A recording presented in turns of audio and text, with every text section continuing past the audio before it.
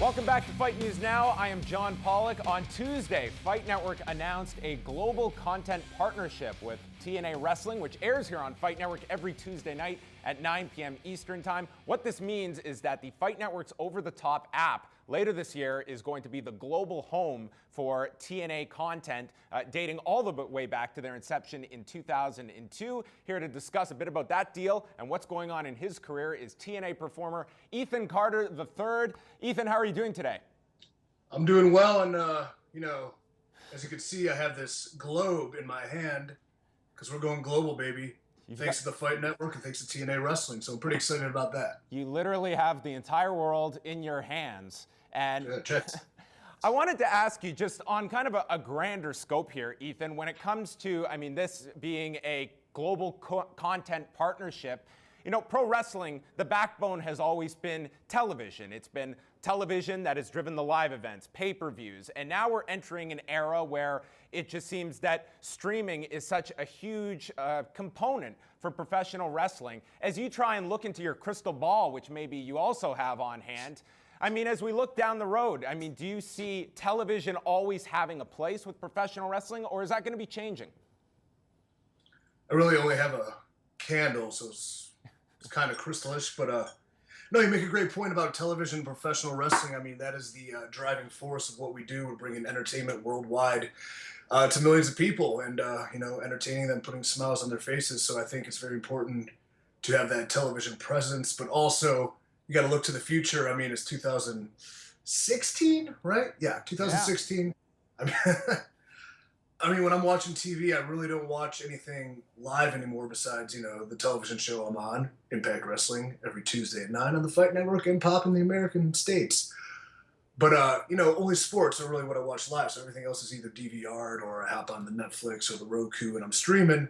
So I think we have to look to the future and,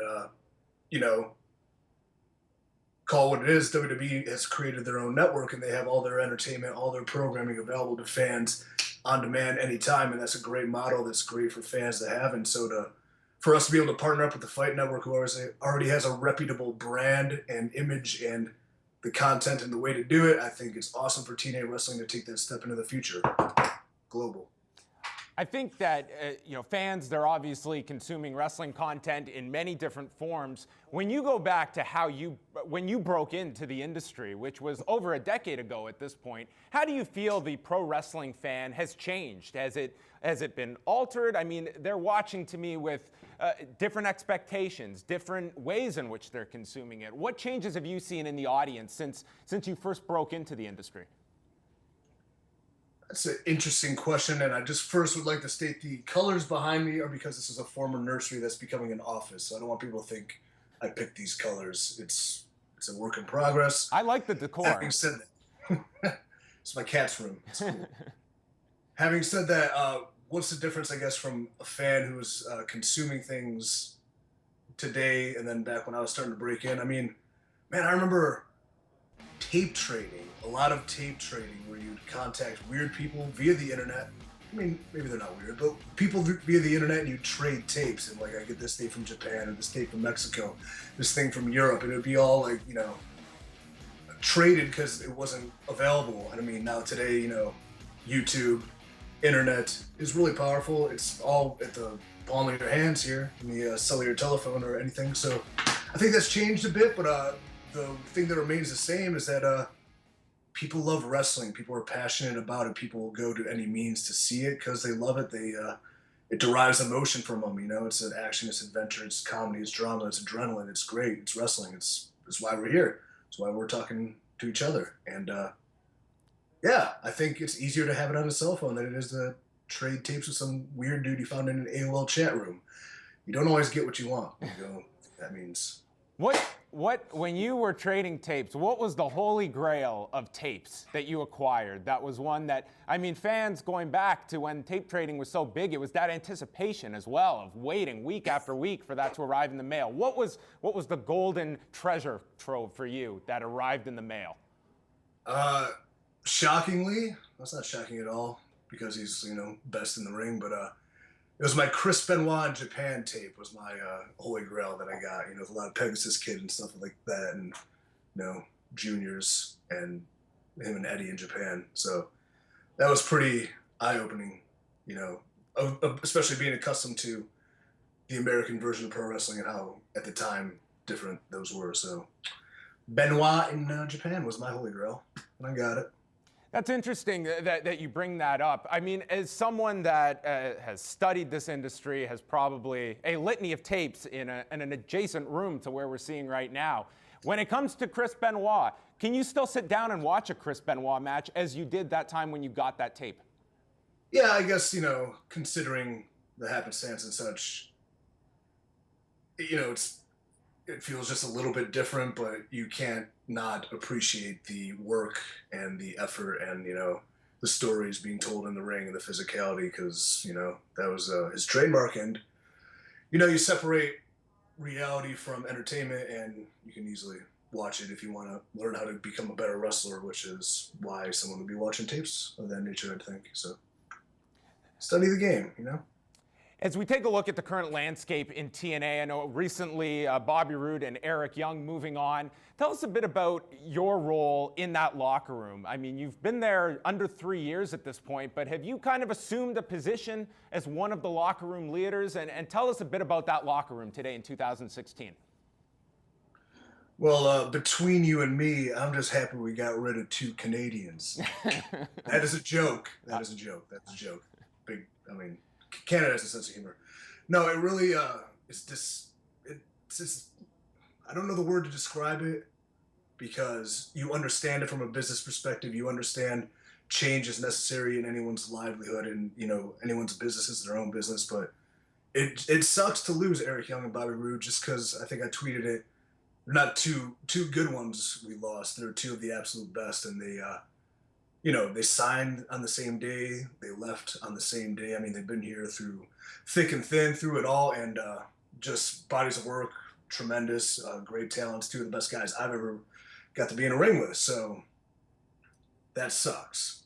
But having said that, we are gears in the machine. The process goes on. We must move forward, and we must continue to strive and do well and deliver. And as far as becoming a locker room leader, in a sense, I believe leadership isn't something that is you declare yourself. I think it's something you just show. And though I've only been there 3 years, and now suddenly I'm highly tenured there, I don't declare myself a leader, but I do put in a lot of effort and maximum, effort is a word again I use, but you change the screen, so now I'm confused.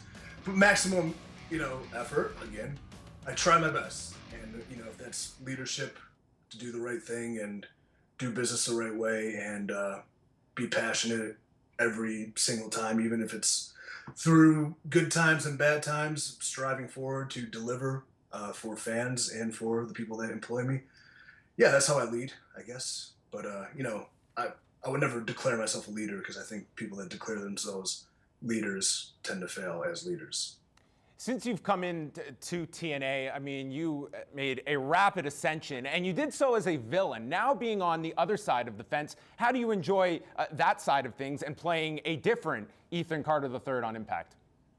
Yeah, I mean, the difference between a villain and a hero, or a protagonist and antagonist, would seem like it's a lot, but I think in wrestling what's important is character integrity. So just because maybe I'm on the side of being cheered more so doesn't mean I compromise who the character is and what I've done and what got me to actually getting cheered in the first place. So I think it's very important as a character to stay true to who you are. You just have to make subtle changes and switch it up just a little bit. And, if I was kind of a real big D-head, jerk, to people the fans like, now you just do it to people the fans don't like a Matt Hardy, and everyone seems to like you. But can't compromise the character, and you just it's interesting to change. It's fun to change, because there's a lot of life and miles left in EC3 as the antagonist, or the douchey villain. But you kind of go out leaving people wanting more, and you try something different, and you can't be afraid to change. And so far so good. It's exciting, it's fun. It's a different aspect, I have to look at different things in different matches and apply it, and just have that good old-fashioned babyface fire. Come on, baby, that stuff. We mentioned off the top the fact this is a global content partnership, and I know you guys just wrapped up your recent Maximum Impact tour in the UK, and I wanted to get just your own firsthand experiences. You've now been over there a number of times in the UK with TNA, and it seems to be it's an incredible wrestling hotbed in the UK, and in particular with TNA Wrestling. Tell us a bit about the reaction you guys get in the UK and other parts of the world that maybe people that are watching in Canada or in the US are not aware of. Yeah, worldwide is really our bread and butter, and a lot of people don't understand that, but we are global, and we're going to be even more global thanks to the great partnership between the Fight Network and TNA Wrestling. But really, in America, this is in Canada, so I can talk bad about America. The fans, they see a lot of it, so they have a lot of, I'd almost say privilege that they're always surrounded by, the superstars or the wrestlers that they like because they're very easy and accessible to see, and because they're always touring in the area. But when you go overseas, when you go to the UK, you go to India, you go to Japan, or you go up north to Canada, they don't have the opportunity to see them as much, and it's more special and more fun. And, Canada is a lot like the UK, and the UK is a lot like Canada because the fans are very intelligent, they're very smart, they're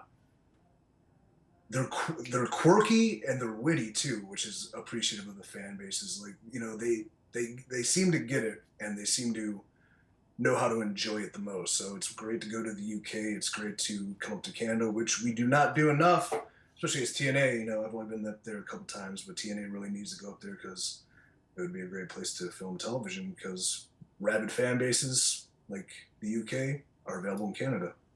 Do you get a lot of one-on-one time with Billy Corgan? And if so, what has he brought to the creative mix and working with him? What has that been like for you? I get a lot of one-on-one time with Billy C, I like to call him, Big Old Billy, because you guys are at that level. Yeah, we're kind of forming a side project, kind of a duet thing, acoustic mostly. He handles, the guitar, and I'll handle mostly the vocals and the tambourine. So that's for a later date. But no, he's very accessible. He's very easy to talk to. He's very unique, and it's cool that you bring somebody in like a Billy Corgan for reasons. He's very passionate about wrestling. He's super passionate. He's very knowledgeable about the history of wrestling. So that's awesome. But what's cool about what he does is that he's been outside the wrestling bubble for majority of his career. He's a world famous rock musician. So that's pretty sweet. He sees another side of entertainment. He sees, not only the side for the fans, but the business side of entertainment. So it's a very unique perspective. He's really creative, very interesting ideas, and some make it to TV, some don't, but easily accessible, cool guy to talk to, hell of a partner in the duet. We're just killing it. No, but he's good. He's good. Final thing here, as you look to 2016, even beyond for Impact Wrestling. They are on a new network on Pop, Fight Network up here in Canada. We've seen the struggles that TNA has gone through. This year, what would you like to see accomplished? What do you think are immediate goals or even long-term goals that you're obviously going to be a big part of in initiating and executing? Immediate goals. It's hard for me to say immediate goals because in a world that's so fast-paced moving and you want immediate satisfaction, you tend to lose focus on the long-term plan. So long-term is more the way I'm looking, and just long-term, it's a stable, good quality wrestling product that fans are enjoying, that have a great narrative that progresses, that integrity is brought to wins and losses, and titles mean things, victories mean things, losses mean things. People working cohesively as a unit to bring this program, to the fans so they enjoy it. And it's not, changing things on immediate gratification on a whim, fly by the seat of your pants, something where long-term story arcs could take place and, give proper payoffs, which is what I've always loved about wrestling. Immediate goals, just keep kicking ass. I think since we moved to Pop TV, the creative has been very much on point. The talent's really stepped up. I think opportunities are available here, not just for, guys that have been here like me, but a plethora of new opportunities for any numbers of new talents. Maybe if we have them or if we don't have them yet, there's opportunity here. That's one thing I discovered with TNA. The one thing I ever needed in my career was an opportunity, and they gave it to me, and I'm loyal to them for that. So that's cool. So immediate, long term, keep kicking ass, having a good show that doesn't suck, and it's logical. Logic's cool. Logical is always cool. I agree with you. Logic's cool. You can catch Impact Wrestling Tuesday nights on Pop TV in the US, Fight Network here in Canada at 9 p.m. Eastern Time, featuring EC3 and once again Fight Network and Impact Wrestling entering into a global content partnership, which will be available later this year through the Fight Network's over-the-top app. Ethan, Summer, right? Yes, this coming summer. It's going to be. Yeah, let me just because you got me kicking on the rambling phase, so real fast. This is super cool. I'm very excited about this. I'm very excited for the opportunity with the Fight Network, so thank you guys for that. I think great things are coming, and we will continue to grow, and those long-term goals I talked about, they're in sight. And immediate gratification, I'm going to go have lunch. So thank you for the time, and thank you for the talk. Thank you very much, Ethan. We appreciate the time, and you'll be able to see this man on any device in any country later this summer. Looking forward to it.